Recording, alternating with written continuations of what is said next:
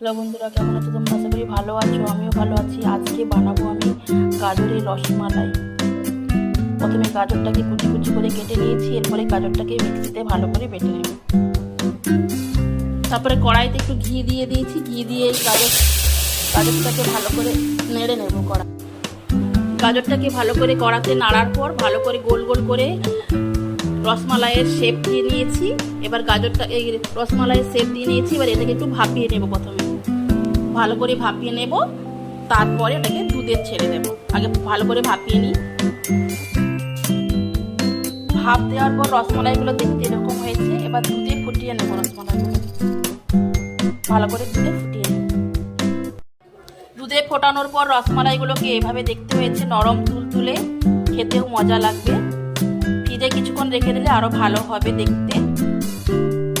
বন্ধুরা, তোমরা দেখো রসমালাইগুলো কেমন দেখতে হয়েছে, খুব সুন্দর। কালারটা আসার জন্য আমি ওতে একটু গাজরের রস দিয়ে দিয়েছিলাম।